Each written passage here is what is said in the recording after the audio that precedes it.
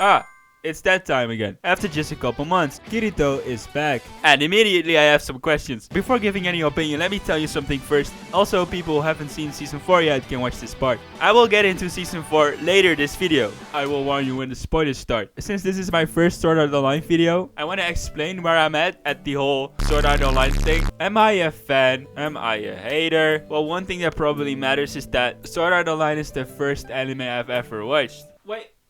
Why? A friend recommended it, and I was the type of guy before who never wanted to watch anime because I was like, I'm not part of those people. My opinion changed, alright? But when my friend recommended it, I was like, well, I can try. I may be too cool for this shit, but I can try. I was immediately addicted and I watched the first season in 2 days. Then after I finished Sword Art Online, I went to my friends like, guys, I watched this thing called Sword Art Online. It's really cool. Then there was total silence.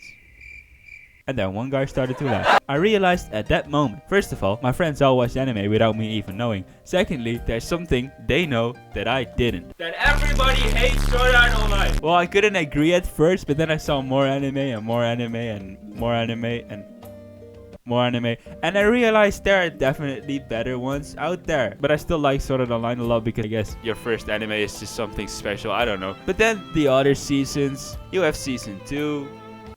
You have season 3. When I started watching season 3, I quickly became, I guess I have to admit it. Wait, I need protection first.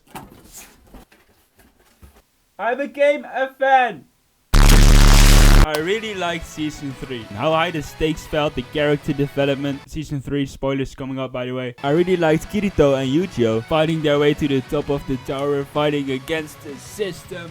The stuff back in the real world was kind of boring though, but the season was great overall, in my opinion. And now it's time to get into season 4, guys. While I'm making this video, there are 10 episodes out now. The 11th one might be out as well now already when you're watching this, but I've seen 10 episodes and I have some questions. So spoilers coming up if you still need to watch season 4. First of all, interesting that this is the first season where Kirito is AFK. Like, literally. We're playing competitive against the dark territory right now. I can hear you eating, so this is the first time we get to experience Sword Art Online without Kirito doing everything. In the first few episodes, it becomes clear who the main villain is and what the whole premise of the season is going to be. And this is the confusing part. The villains are in the main control room locked, and the good guys are in the other control room. At the end of season 3, they got some main control stuff. There was a big shock and stuff going on, and when season 4 starts, they're just split up. And Kirito is in a coma. Well, whatever, I guess that just happened. Aside from the fact that these guys now have access to soul translators. Ah, shit. The first thing that confuses me, they talk about going into the Underworld to extract Alice because they need her floodlight. But what confuses me, Mr. McKissel describes it perfectly here. How is it that they are not able to track the individual floodlights? I feel like that would be a basic requirement of a research facility. Heck, I can even track my Sims in SimCity 4. They need to find specifically Alice because she defied the taboo index, so they need her floodlight.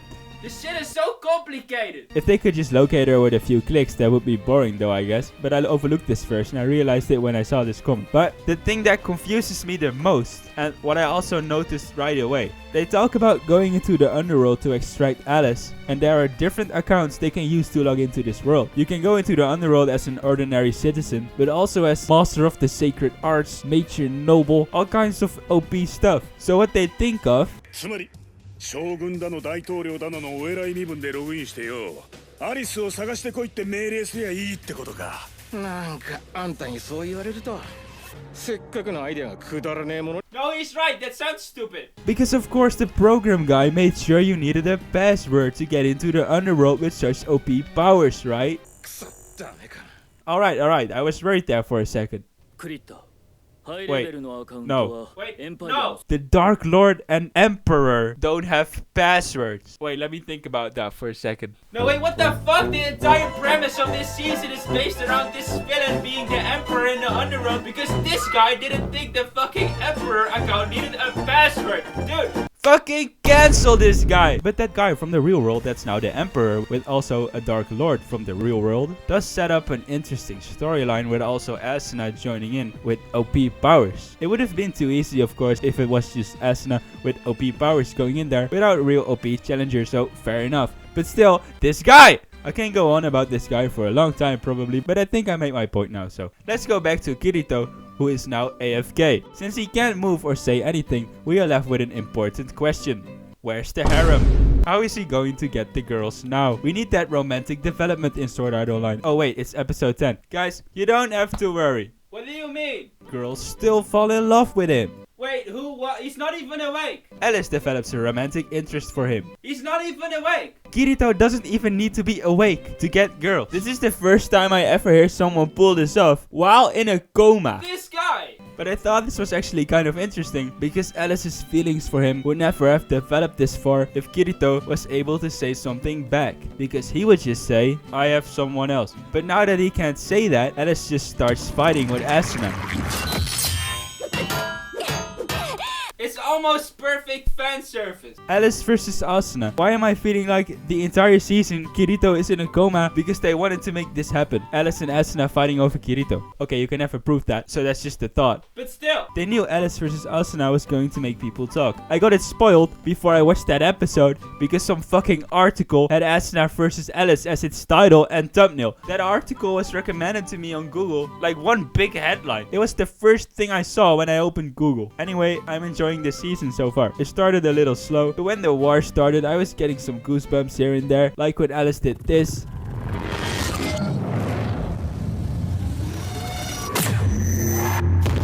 Oh, that's hot. That's hot. So overall, I'm not a hater. Also, on a side note, I completely admit I have shit taste. I'm not hiding it. I just think Sword Art Online 4 is pretty great if you make it past episode 4. But now there are only 2 episodes to go and there's still a lot that still needs to happen. The big confrontation with the Emperor that just joined the server without a password.